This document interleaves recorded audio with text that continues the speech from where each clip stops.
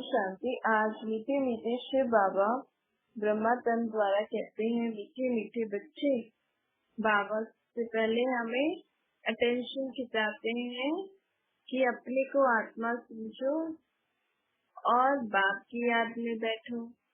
बाबा कहते हैं, भोलेनाथ की महिमा तो हमने भक्ति मार्ग में बहुत सुनी। एक गीत भी है ना, भोलेनाथ से निराला। जिसके लिए कहते हैं वह है देने वाला, झोली भरने वाला है। कौन सी झोली भरता है? बुद्धि रूपी झोली। तुम बच्चे जानते हो, श्री लक्ष्मी श्री नारायण को यह राज्य भाग्य भी शिव बाबा ने किया है। स्वर्ग की स्थापना तो शिव बाबा ही करते हैं ना। तो भरदे झोली भगवान सबकी झोली भरता है। देवी देवताओं की आत्माओं की भी झोली भगवान भरता है, क्योंकि देव आत्माएं जो पुनर्जन्म लेते लेते कलयुग अंत में आ जाती हैं, तो उनकी भी आत्मा रूपी बुद्धि, आत्मा में जो शक्तियां गुण होती हैं वो खत्म हो जाती है। तो उनकी भी झोली भरने वाला परमात्मा ही, स्वर्ग की स्थापना करने वाला, स्वर्ग की बादशाही देने वाला वह परमपिता परमात्मा ही है। अब लक्ष्मी नारायण कहो या राधे कृष्ण कहो, बात तो एक ही है ना। राधे कृष्ण ही स्वयंवर की बात लक्ष्मी नारायण बनेगी, परंतु बात ये उठती है कि उनको इतनी बड़ी राजधानी कब, किसने और कहाँ दी। तो बाबा कहते हैं ये कोई नहीं जानता है। कलयुग के बाद फिर सतयुग आ रहा है। सतयुग में सुख शांति संपत्ति सबके पास है, कलयुग में किसी के पास सुख शांति संपत्ति नहीं है। तो युग परिवर्तन हो गया और एकदम से युग, कलयुग के बाद सतयुग आ गया और दुनिया में इतना सोना, इतना सुख, इतना शांति। आखिर कलयुग के अंत में ऐसा क्या हुआ जो दुनिया में सतयुग में इतना सुख आ गया? परमात्मा ने ही हम आत्माओं की झोली भरी थी। किससे? ज्ञान से, अपनी शक्तियों से, गुणों से। तो ये वही समय है जब भगवान हमारी आत्मा में जो बुद्धि रूपी झोली है उसको भर रहे हैं। बाबा कहते हैं, सिवाय मेरे तुम्हें और कोई भी राज्य भाग्य नहीं दे सकता है। तुम बच्चे जानते हो ना, तुम बच्चे ही जन्माष्टमी से मनाते हो। कृष्ण की जन्माष्टमी है तो राधे की भी तो होनी चाहिए ना, क्योंकि दोनों स्वर्ग के वासी थे। राधे कृष्ण ही स्वयंवर के बाद लक्ष्मी नारायण बनते हैं। मुख्य बात ये समझानी है सबको कि इनको राज्य भाग्य किसने दिया। इन्होंने राजयोग सीखा, इनको सिखलाने वाला परमपिता परमात्मा है। कलयुग के अंत, सतयुग के आदि के संगम से ये बात हमें सबको समझानी है कि राधे कृष्ण ही लक्ष्मी नारायण है और उनको यह राज्य भाग्य परमात्मा ने दिया। इनकी भी बहुत बड़ी राजधानी थी। इतने मनुष्य नहीं थे जितने अभी कलयुग में हैं, परंतु अच्छी राजधानी थी, सब सुख शांति में रहते थे। स्वर्ग में इनको राज्य भाग्य नहीं दिया भगवान ने करता। कलयुग अंत सत्य की आदि के बीच के समय में, जिसको संगम युग कहते हैं, जैसे दो रास्तों को मिलाने के लिए ब्रिज बनाते हैं ना, अगर बीच में कुछ ऐसी चीज आती है तो एक रास्ते से दूसरी जगह जाना हो तो कई लोग ब्रिज बना देते हैं कि इसको क्रॉस करके चले जाना। तो बाबा ने भी अब संगम युग का ब्रिज बनाया है, पुल बनाया है। अब हम कलयुग से पार हो सतयुग में जा रहे हैं। इसी समय आकर भगवान हम सबकी झोली भरते हैं, हम सबको राज्य भाग्य देते हैं। सिर्फ राधे कृष्ण को नहीं दिया था, उनकी राजधानी में जो भी है सबको राज्य भाग्य अभी ही दिया। सतयुग में हम उत्तम पुरुष होंगे, अर्थात आत्मा बहुत ऊंची होगी। आत्मा की सोच, गुण, शक्तियाँ बहुत ऊंची होते हैं।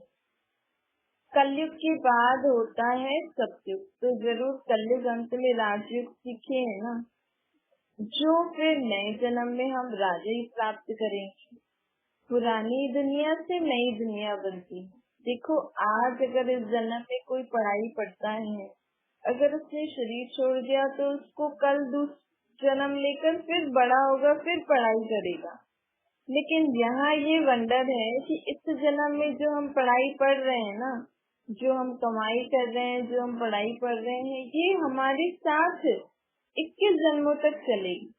ऐसा नहीं कि हम ये शरीर छोड़ के सत्युग में जाएंगे तो फिर से हमें भगवान को याद करना पड़ेगा, पुरुषार्थ करना पड़ेगा। नहीं, यहाँ ही हम 21 जन्मों की कमाई भी कर रहे हैं और वहाँ पे पद प्राप्त करने के लिए पढ़ाई भी पढ़ रहे हैं। फिर वहाँ हम जाके प्रारब्ध होगी। अब पुरानी दुनिया से नई पावन दुनिया बन रही है। पतित पावन ही आएगा ना दुनिया को पावन बनाने के लिए। अब संगम पर कौन सा धर्म होता है? ब्राह्मण धर्म। ये किसको भी पता नहीं है कि ब्राह्मण धर्म की स्थापना भगवान ने अभी आकर करी है।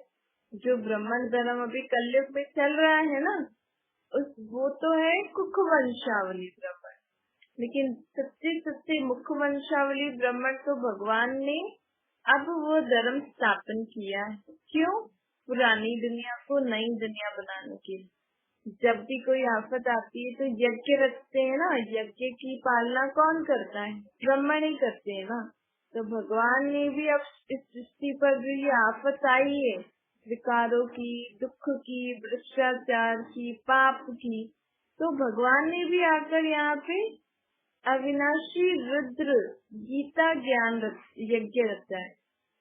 और इस यज्ञ की पालना के लिए भगवान ने ब्रह्मा के मुख से ब्राह्मणों को रचा है। तो हम सब ब्राह्मण मुख वंशावली परमात्मा के इस यज्ञ की पालना कर रहे हैं। क्यों? क्योंकि इस यज्ञ से ही इस दुनिया के सारे दुख टलेंगे और इस दुख की दुनिया परिवर्तन होकर सुख की दुनिया आएगी। तो बाबा कहते हैं यह है पुरुषोत्तम संगम। गाया भी हुआ है, अब तुम आत्मा पुरुषार्थ कर रही हो नए जन्म में जाने के लिए। इसको कल्याणकारी पुरुषोत्तम संगम भी कहते हैं। अभी भगवान जिस तन में आए हैं वो आत्मा अपने जन्मों को नहीं जानती है। भगवान जब उस तन में आते हैं तो उस आत्मा को भी परमात्मा स्मृति दिलाते हैं कि तुम कौन हो, कहाँ से आई हो, तुमने कहाँ से लेकर जन्म लिया। कलयुग अंत में देखो अनेक धर्म, सतयुग में एक ही धर्म होता है ना। संगम पर है ब्राह्मण धर्म। इसी ब्राह्मण धर्म की स्थापना के लिए ही भगवान ने ब्रह्मा का तन लिया। पुरुषार्थ कर हम अभी राजयुग सीख भी रहे हैं, सिखा भी रहे हैं। समझाया जाता है संगम युग पर ब्रह्मा द्वारा ब्राह्मण ही पैदा हुए। विष्णु अर्थात नारायणपुरी दोनों एक ही होती, क्योंकि राधे कृष्ण ही लक्ष्मी नारायण का कंबाइंड रूप विष्णु है। तो चाहे विष्णुपुरी का हो या नारायणपुरी का हो, बात तो एक ही है ना। देखो, एक ही आत्मा है, उसके कितने सारे नाम है ना। एक ही आत्मा अभी संगम युग पे ब्रह्मा का पाठ बजा रही, फिर वो सतयुग में जाके जन्म लेती है तो छोटेपन में उसका नाम कृष्ण है, फिर शादी के बाद नारायण है, फिर क्योंकि वहाँ पे पवित्र प्रवृत्ति मार्ग होगा, लक्ष्मी नारायण का कंबाइंड रूप फिर विष्णु बना दिया है। एक ही आत्मा, लेकिन नाम कितने कितने अलग अलग रखती है ना। इसी में ही सब बच्चे मूंझ गए, फिर अलग अलग को भगवान और कह देते हैं। सब कुछ मिला दिया है, सब कुछ मिला दिया तो क्या हो जाता है, समझ में आता है कुछ? सारी सब्जियां बना के आप मिक्स वेजिटेबल बनाओ तो सब मिक्स हो जाता है ना, तो समझ में थोड़ी आता है। सिर्फ खाते रहते हैं तो समझ में नहीं आता किससे क्या फायदा है, कौन सी सब्जी से हमें क्या फायदा हो रहा है। बस हम मिक्स वेजिटेबल का भोजन खा रहे हैं बस। तो बाबा कहते हैं अब मैं तुम्हें सब यथार्थ चीजें बता रही हूँ। शिव भगवान वाक्य है ना, कृष्ण की आत्मा के बहुत जन्मों के अंत के जन्म में फिर मैं उनके शरीर में आकर उनको ब्रह्मा का पाठ बजाने के लिए निमित्त बनाता हूँ। 84 जन्म पूरे कृष्ण की आत्मा लेती है। कृष्ण की आत्मा कहो या ब्रह्मा की आत्मा कहो, नारायण की आत्मा कहो या विष्णु की आत्मा कहो। अब ब्रह्मा कहाँ से आएगा? ब्रह्मा कोई ऊपर से नहीं आएगा। जब भगवान सृष्टि पर आते हैं तो 3 जनों को रचते हैं। रचते मतलब पैदा नहीं करते हैं। एक ही आत्मा के 3 कर्तव्य हैं, उसको स्मृति दिलाते हैं। एक ही आत्मा ब्रह्मा का पाठ भी बजाती है, विष्णु का भी, शंकर का भी। देखो घर में भी जो माँ बाप होते हैं ना, अब बाप क्या करता है, पहले स्त्री को एडॉप्ट करता है। जब कुंवारा होता है तो स्त्री को एडॉप्ट करता है, फिर एडॉप्ट करके शादी वादी हो जाती है, फिर रचना रचते हैं ना, बच्चे आदि पैदा करते हैं, फिर उनकी पालना करते हैं। लेकिन यहाँ अपने परिवार का कोई विनाश नहीं करता। तो भगवान भी जब सृष्टि पे आते हैं ना, तो सबसे पहले ब्रह्मा को एडॉप्ट करते हैं। ब्रह्मा के शरीर में आकर उस आत्मा को स्मृति दिलाते हैं। एडॉप्ट करना अर्थात उसको स्मृति दिला के उसको अपना बनाना। तो ब्रह्मा की आत्मा को ही स्मृति दिलाते हैं कि तुम कौन सी आत्मा हो, अब तुम्हें क्या करना है। अब तुम्हें ब्रह्मा का पाठ बजाना है, अर्थात स्थापना करनी नई दुनिया की। तो उसके लिए आत्माओं को संदेश देने, फिर तुम्हें ही तुम्हारी ही तपस्वी रूप से ये सृष्टि परिवर्तन हो जाएगी, जिसको लोग विनाश कहते हैं। विनाश मतलब पुराना सब कुछ खत्म हो जाएगा, फिर यहाँ पे ही नया बनना है। फिर जब नया बन जाएगा तो तुम्हें ही उस दुनिया में उस दुनिया की पालना करनी। तो भगवान जब सृष्टि पे आते हैं तो एक ब्रह्मा की आत्मा को स्मृति दिलाते हैं कि तुम्हें ही ब्रह्मा का पाठ बजाना है, तुम्हें ही शंकर का पाठ बजाना है, तुम्हें ही विष्णु का पाठ बजाना है। क्योंकि पहले स्थापना करा रहे हैं, फिर विनाश होगा, फिर उसके बाद सत्युग में पालना होगी। बस दिखाते हैं ब्रह्मा विष्णु शंकर, लेकिन पहले स्थापना, फिर विनाश, फिर पालना, ऐसे होता है। तो ईश्वर ने रचना रची ब्रह्मा विष्णु शंकर की। कैसे रचा? छू मंतर नहीं किया, ऊपर से बैठे बैठे कोई उसको छू मंतर नहीं किया, उसके शरीर में आकर उसको स्मृति दिलाई। तो बाबा कहते देखो मेरा भी प्रवृत्ति मार्ग का पाठ चलता है ना, मैं कोई ये थोड़ी कहता हूँ तुम संन्यास कर। मैंने भी तो आकर प्रवृत्ति स्थापन की है ना, ब्रह्मा के शरीर में आके फिर तुम सब बच्चों को एडॉप्ट किया है ना। दुनिया में तो लोग स्त्री को मुख से एडॉप्ट करते हैं, फिर खुद से बच्चे पैदा करते हैं, लेकिन मैंने मुख से ही स्त्री को एडॉप्ट किया है, मुख से ही बच्चे पैदा किए, तो मेरी भी प्रवृत्ति है। अब यही आत्माएं सत्य, इनकी ये जो भी आत्माएं है ना, इनके तपस्वी रूप से ये दुनिया परिवर्तन होगी। फिर यही आत्माएं सत्युग में जाके देवी देवताओं का पाठ करते हैं। जो कहते हैं ना भगवान ने सृष्टि रची, तो ये है। मनुष्य सृष्टि का पहला आदमी कौन है? ब्रह्मा है। ब्रह्मा ही एक सैंपल है जिससे बाकी हम सभी आत्माएं जागी है ना। कोई तो पहला निमित्त होना चाहिए। कहते अंडा आया मुर्गी आई, लेकिन यहाँ अंडा मुर्गी की कोई बात नहीं है। दुनिया में मनुष्य आत्मा तो है ही सही, लेकिन सब अपने आप को भूली हुई है। कोई अपने आप को ये नहीं समझता है कि देवी देवता धर्म वाली आत्मा ये नहीं समझती कि हम कौन से धर्म के हैं। सब इस दुनिया पे इतने मूंझे हुए हैं, दुखों में, भ्रष्टाचार में, विकारों में इतने मूंझे हुए हैं, किसी को कुछ समझ ही नहीं है अभी आगे क्या होगा। तो भगवान ने सृष्टि रची अर्थात इसी पुरानी दुखदायी दुनिया को सुखदायी बनाया। तो उस सुख की दुनिया में पहला इंसान कौन निमित्त बना? ब्रह्मा। तो ब्रह्मा को निमित्त बना के भगवान ने पूरे देवी देवता 33 करोड़ देवी देवताओं को तैयार किया। फिर उसके बाद भी बाकी धर्म वाली जो आत्माएं आएंगी उसको भी उनको भी स्थापन करने के लिए निमित्त ब्रह्मा ही बनाए, क्योंकि बाकी धर्म वाली भी आत्माएं जब आएंगी तो उसका वर्षा तो अभी ही लेना पड़ेगा ना। तो ब्रह्मा के शरीर में ही बाबा आए, तो ब्रह्मा के शरीर के द्वारा ही अर्थात ब्रह्मा द्वारा ही विश्व की सब धर्म वालों को संदेश जाएगा कि अपने को आत्मा समझो, बाप को याद करो तो तुम्हें सुख शांति का वर्षा मिलेगा। जब सब धर्म वाले अभी वर्षा लेंगे तभी तो जाके उनका द्वापर युग में धर्म आएगा, तो उनके जीवन में सुख शांति होगा ना, क्योंकि अभी तो सब धर्म वाले दुख शांति में हो गए। चलो देवी देवता धर्म वाले तो अपने को भूल ही गए, वो तो अपने धर्म का ही नाम निशान खत्म कर दिया, लेकिन बाकी धर्म वाले भी तो दुखी हो गए ना, उनको भी सुख शांति का वर्षा तो चाहिए। अर्थात उनकी आत्मा में भी शक्ति परमात्मा ब्रह्मा तन में आके ही भरते हैं। तो सोचो, एक ब्रह्मा को निमित्त बना के भगवान ने पूरी सृष्टि को सुख शांति का वर्षा दिया। मददगार तो हम हैं ही, लेकिन जो कहते हैं ना भगवान ने सृष्टि रची तो पहले कौन आया? पहले आया ब्रह्मा, फिर दूसरे नंबर में सरस्वती को भी मुकर्रर किया। भाई एक पुरुष और एक स्त्री तो होनी चाहिए ना, लेकिन ब्रह्मा सरस्वती पति पत्नी नहीं है, लेकिन भगवान की पहली 2 रचना है। अर्थात भगवान जो ज्ञान सुनाते हैं उन्होंने अच्छी रीति समझ के दुनिया को सुनाया, दुनिया को समझाया, जिससे पूरी विश्व की आत्माओं ने सुख शांति का वर्षा लिया।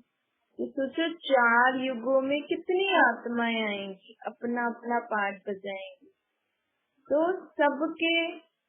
सबका जीवन सुख शांतिमय। तो उसके लिए पहला स्त्री पुरुष कौन निमित्त बना है? ब्रह्मा सरस्वती। तो बाबा कहते हैं ऐसे ही हमारा धर्म पहले का ही है ना। हम देवी देवता धर्म वालों ने भगवान को पहचाना है, भगवान से हम रोज मिलन मनाते हैं, हर घड़ी उनसे मिलन मनाते हैं, उनसे शक्तियाँ लेते हैं। हमारे द्वारा परमात्मा विश्व में शक्तियाँ, तो तुम सभी धर्मों के पूर्वज हो गए, बड़े हो गए। तो हम किसी भी धर्म वालों से मिले तो हमारे अंदर स्मृति क्या रहनी चाहिए कि हम सब धर्म वालों के पूर्वज आत्मा है, हम इनके बड़े हैं। तो जब हम अपने अंदर ये स्मृति रखेंगे, पहले तो हमें स्मृति रखनी है कि मैं आत्मा परमात्मा का बच्चा हूँ, मैंने परमात्मा को पहचाना है, मैं उनसे मिलन मनाती हूँ, उनको याद करके अपने में शक्तियाँ भरने वाली आत्मा। क्योंकि बाकी सारे लोग भगवान को इस तरीके से याद नहीं करते, वो तो किसी न किसी मूर्ति, किसी न किसी गुरु के रूप में भगवान को याद करते हैं। लेकिन हम भगवान को डायरेक्ट किस रूप में याद करते हैं? निराकार रूप में, जो उनका असली स्वरूप है, जो उनका असली धाम है। हम वहाँ अपना बुद्धि का योग जोड़ के उनको याद करते हैं, उनको सदैव उनके साथ उनकी छत्र छाया में सदैव अपने को अनुभव करते हैं। तो यहाँ हमारा डायरेक्ट कनेक्शन हो गया ना। और सत्युग में पहले हमने ही पाठ बजाया, तो सृष्टि जब से शुरू हुई तो पहले तो हमने पाठ बजाया ना, हम धर्म वाले थे, तो हम सभी धर्मों से बड़े हो गए, अर्थात पूर्वज हो गए। बड़े अर्थात ऐसे नहीं कि हम बड़े हैं, हमें अहंकार आए या ऐसा कुछ हो। बड़े अर्थात हमें सब पे दया दृष्टि रखनी है, सबके ऊपर कृपा रखनी है। जैसे घर में बड़े होते हैं वो अपने छोटों को क्या करते हैं? ब्लेसिंग देते हैं ना, बड़ों से तो सब आशीर्वाद लेने आते हैं। तो बाबा हमें कहते हैं तुम्हें भी सदा ये स्मृति रहनी चाहिए कि हम कौन हैं। हम परमात्मा के डायरेक्ट हम बच्चे हैं, परमात्मा के द्वारा स्थापन किया हुआ जो धर्म था, धर्म है और आगे भी रहेगा, उस धर्म के हम वासी हैं, उस धर्म में हम रहने वाले हैं, उस धर्म के हैं हम। तो हमारा क्या फर्ज है? सबका पूर्वज अपने आप को समझ के सबको ब्लेसिंग देनी है, दुआ देनी है, दुआएं देनी है। ये बहुत सहज तरीका है। अपना जमा का खाता बढ़ाना हो ना आपको, अपने जीवन में अच्छे पुण्य का खाता जमा करना हो खाता, तो और कुछ भी नहीं करो, बस इतना सोचो मुझे मन से, वाचा से, कर्म से, संबंध संपर्क से सबको दुआ देनी है, सबसे दुआएं लेनी। क्यों? क्योंकि देखो, अगर हम भगवान के बच्चे हैं, डायरेक्ट उनसे शक्तियां ले रहे हैं, तो हमारे में तो शक्ति आएगी ना डायरेक्ट। तो अगर हमारी अच्छी सोच से, अच्छे बोल से, हमारी कोई अच्छे कर्म से औरों का भला हो रहा है, तो उसके मन में भी तो आएगा ना, इसने मेरे इसको देख के इसकी दुआ मुझे लगी, तो वो भी आपको दुआएं देगा। तो इस रीति दिल से, तो बाबा कहते हैं आज पक्का कर लो कि कोई मुझे कुछ दे ना दे, भले वो मुझे दुआ दे ना दे, भले वो मुझे 10 गालियां दे, लेकिन मुझे सबको दुआएं देनी, दुआ देनी है, फिर वो भले कुछ भी दे, क्योंकि हम हैं सब धर्मों से बड़े, सबके पूर्वज हैं। तो पूर्वजों का काम क्या होता है? सबको दुआ देना। देखो, शारीरिक शरीर से तो हम देखते हैं तो बुजुर्गों को बड़े बोलते हैं, लेकिन यहाँ हमारी आत्मा बुजुर्ग है। बुजुर्ग अर्थात आत्मा अनुभवी है, क्योंकि बहुत समस्या रह रही है ना, आत्मा से बूढ़ी जवान बच्ची तो नहीं बनती है, लेकिन अनुभव के हिसाब से हमारी आत्मा बुजुर्ग है, पूर्वज है सभी के। ये पुरुषोत्तम मास, पुरुषोत्तम संगम युग का समय चल रहा है, इसको कहते हैं धर्माऊ युग, पुण्य का खाता जमा करने का युग कहते हैं। दुनिया में तो लोग दान पुण्य करके अपना जमा करते हैं, यहाँ पे हमें पुण्य का खाता कैसे जमा करना है? ज्ञान, गुण, शक्तियाँ जो हमें परमात्मा से मिल रही हैं, ये सभी को दान करके हमें अपना पुण्य का खाता बढ़ाना है। जो ये पुण्य का खाता आगे 21 जन्मों तक हमारे आत्मा में जमा रहेगा। इसी यही पुण्य का खाता भगवान कहते हैं, यही पुण्य का खाता जमा कराने के लिए मैं एक ही बार संगम पर आता हूँ और किसी युग में नहीं आता हूँ। और बाकी द्वापर युग से तो तुम जो दान पुण्य करते हैं, अच्छे कर्म करते हैं, तो तुम्हारा पुण्य का खाता जमा होता है। लेकिन यहाँ डायरेक्ट जमा हो रहा है ना, परमात्मा हमें जो ज्ञान का धन दान कर रहे हैं, वो हम औरों को कर रहे हैं। परमात्मा का कार्य तो सबसे है ही न्यारा, लेकिन उसको समझने के लिए हमें परमात्मा को यथार्थ रीति उनके आत्मिक स्वरूप में अपने को आत्मा समझ के परमात्मा को भी निराकार रूप में याद करने से हम उनको यथार्थ जान सकेंगे, पहचान सकेंगे और उनके कार्य को समझ सकेंगे। भाई, जो कार्य दिख नहीं रहा है, भगवान कह रहे हैं स्वर्ग की स्थापना हो रही है, लेकिन हमें तो कहीं नहीं दिख रहा है यहाँ स्वर्ग, तो कैसे स्थापना हो रही है? आत्मा भी नहीं दिखती है, भगवान परमात्मा भी नहीं दिखता है, और उनका जो कार्य अभी चल रहा है स्थापना का, वो भी नहीं दिख रहा है। तो कैसे हम समझेंगे? उसको समझने के लिए हमें अपने, जितना हम अपने को शरीर से न्यारी आत्मा समझेंगे और परमात्मा को भी निराकार रूप में याद करेंगे ना, तो हमें भगवान का कार्य समझ में आ जाएगा कि कैसे हो रहा है। देखो, जो रीति रस्म आजकल परिवर्तन हो रहे हैं ना दुनिया, भगवान जब से आए हैं तब से ही ये एरोप्लेन आदि बनना शुरू हुआ है। भगवान जब से आए हैं तब से ही दुनिया में ये जो भी परिवर्तन का कार्य है, चाहे हम बोले लड़ाई झगड़ा हो रहा है या ऐसे जो भी कुछ हो रहा है, तो भगवान ने स्थापना का कार्य शुरू किया, तो ये धीरे धीरे साफ सफाई होना शुरू हो गई है। लेकिन ये सब देखने के लिए, सब समझने के लिए हमें अपने को आत्मा समझ के परमात्मा को याद करना पड़ेगा। भगवान जब से आए हैं तभी से ही दुनिया में, पूरे विश्व में माताओं का मान होना शुरू हुआ है। क्यों? क्योंकि भगवान की जो दुनिया है उसमें भी पहले किसका नाम है? राधे और लक्ष्मी का नाम होता है। तो पर वहाँ पे स्त्री पुरुष का भेदभाव नहीं होता है, लेकिन जब से परमात्मा ने आकर ज्ञान का कलश माताओं को दिया है ना, तो दुनिया वालों ने भी माताओं का मान रखना शुरू कर दिया। पहले कोई प्राइम मिनिस्टर, प्रेसिडेंट या ऐसे कोई नेता माता नहीं बनती थी, आजकल तो हर फील्ड में लेडीज हैं ही। तो ये कैसे हुआ? ये ऐसे हमें भगवान का कार्य समझ में आएगा, ऐसे हमें समझ में आएगा कि लोगों की बुद्धि परिवर्तन होती जा रही है। लोगों की बुद्धि कैसे परिवर्तन होती जा रही, कैसे सत्युग में रीति रस्म होंगे, उस रीति लोगों की बुद्धि परिवर्तन होती जा रही। तो आज देखो, भल दुनिया में धंधा दौरी कोई नहीं कर रहे हैं, सब घर पे बैठे हैं ना। तो ये सत्युग का ही सीन है। सत्युग में भी कोई भी धंधा दौरी, जॉब आदि, नौकरी आदि नहीं होगा, क्योंकि सत्युग में सबको अपनी संपत्ति सब कुछ भरपूर होगा। कोई ऐसी जॉब ऐसे अलग से करने नहीं जाएगा, सबको अपने घर में जो भी कुछ होगा वो सब भरपूर होगा।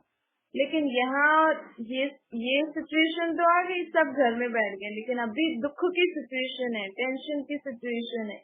लेकिन संस्कार यहाँ से धीरे धीरे बदल रहे हैं। तो जैसे जैसे हम दुनिया को देखेंगे, जो जो भी आज दुनिया में परिवर्तन हो रहा है, धीरे धीरे बहुत सूक्ष्म रूप से जो सत्युग के कारोबार है ना, जैसे सत्युग की दिनचर्या होगी, सत्युग के कारोबार होंगे, उठनी बैठनी, वो धीरे धीरे उन आत्माओं में नजर आ रही है जो सत्युग में जाएंगे। आज जो भी सत्युग में जाने के लिए परमात्मा बाप को याद कर रहे हैं, उस दुनिया में जाने के लिए तैयारी कर रहे हैं, वो इस सिचुएशन में भी अपने को बहुत ही अच्छा लडोल और शांत अवस्था में होंगे अभी वो बच्चे, क्योंकि उनको पहले से ही बाबा ने बता दिया है ना कि अभी आगे वाली दुनिया में क्या होगा। भल अभी खाने को ऐसे हमारे पास 36 प्रकार के भोजन नहीं है, लेकिन अभी के सिचुएशन में दाल रोटी भी वो बहुत अच्छे से, शांति से, संतुष्ट से खाएंगे। क्यों? क्योंकि उनको निश्चय है ना कि अभी ये समय के बाद सत्युग आएगा, सुख के दिन आए ही आए।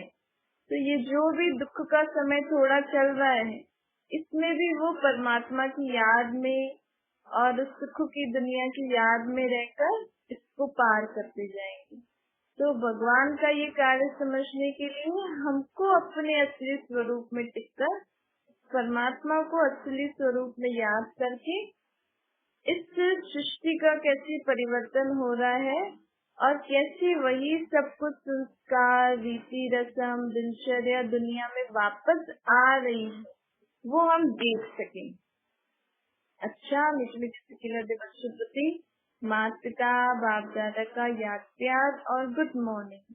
रूहानी बाप की हम सभी रूहानी बच्चों को नमस्ते। हमारी भी रूहानी माता पिता बाप दादा को याद प्यार गुड मॉर्निंग का नमस्ते। वरदान है, मनसा संकल्प व वृत्ति द्वारा श्रेष्ठ वाइब्रेशन की खुशबू फैलाने वाले शिव शक्ति कंबाइंड रूपधारी बनो। जैसे आजकल स्थूल खुशबू के साधनों से गुलाब, चंदन व भिन्न भिन्न प्रकार की खुशबू फैलाते हैं ना, ऐसे ही हम जो शिव बाबा की शक्तियां हैं, हम जो आत्मा हैं, शिव की शक्तियां हैं, तो शिव बाबा को निराकार रूप में याद करेंगी तो हमारे मन के संकल्प वृत्ति से पूरी दुनिया में क्या फैलेगा? सुख, शांति, प्रेम, आनंद, ज्ञान, शक्तियाँ, गुण, इन सब की खुशबू फैले। कैसे? अपने को आत्मा समझ के परमात्मा को याद करके, क्योंकि परमात्मा तो खुद सागर है ना इन सब का। जब हम आत्माएं नदियाँ और सागर से कनेक्ट हो जाएंगी, तो सागर से जो चीज आएंगी वो सब हमारी आत्मा के द्वारा विश्व में फैलती जाएगी। तो बाबा कहते हैं रोज अमृत वेला या जब भी समय मिले तो भिन्न भिन्न श्रेष्ठ वाइब्रेशन के फाउंडेशन के माफिक आत्माओं के ऊपर गुलाब आशी डालो। सिर्फ संकल्प करो। क्या संकल्प करना है? संकल्प का ऑटोमेटिक स्विच ऑन करो तो विश्व में जो अशुद्ध वृत्तियों की बदबू है ना, आजकल विश्व में ये जो भी बीमारी फैल रही है, इसको भी हम यहाँ बैठे बैठे ठीक कर सकते हैं। कैसे ठीक कर सकते हैं? सिर्फ एक संकल्प करना है कि पूरे विश्व से ये बीमारी चली गई, पूरे विश्व से ये बीमारी जा रही है, विश्व की सर्व आत्माएं इस बीमारी से मुक्त हो रही है। सर्व प्रकार की बीमारियों से, सर्व प्रकार के दुखों से, अशांति से, अपवित्रता से, जो भी आपको दुखों के कारण दिख रहे हैं विश्व में, उसको मिटाना कितना सहज है।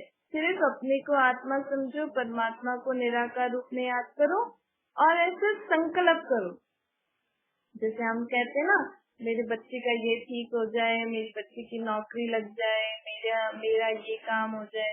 अब मेरा की जगह मेरी सभी विश्व की सर्व आत्माओं, जो भी भाई हैं मेरे, वो सब दुख, अशांति, भ्रष्टाचार, विकार, बीमारियों से मुक्त होके सभी आत्माएं एकदम तंदुरुस्त, स्वस्थ होती जा रही है। विश्व का पूरा वायुमंडल शुद्ध, शांतमय होता जा रहा है। ऐसे ऐसे हमें जब भी समय मिले तो बाबा को याद करो और इसे अपने अंदर संकल्प का स्विच ऑन करो।